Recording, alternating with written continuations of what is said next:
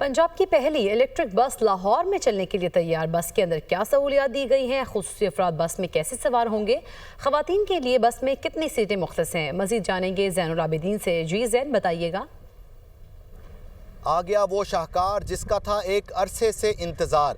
लाहौर में इलेक्ट्रिक बसें चलने के लिए तैयार हो गई हैं, लेकिन ये इलेक्ट्रिक बसें हैं कैसी, ये बस किस तरह की होगी, आपको इस बस का विज़िट करवाते हैं। ये बिल्कुल सामने दो डेजिग्नेटेड सीट्स हैं स्पेशल पर्सन के लिए, वो यहाँ पर इस सीट पर आकर बैठेंगे।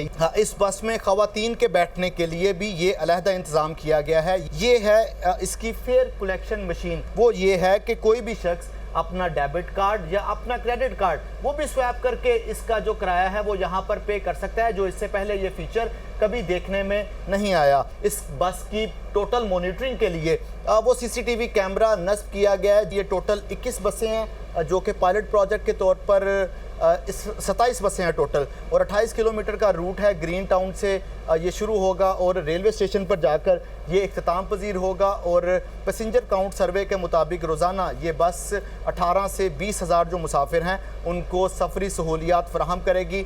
वज़ीर आला पंजाब मरियम नवाज़ इसका इफ्तिताह करेंगी।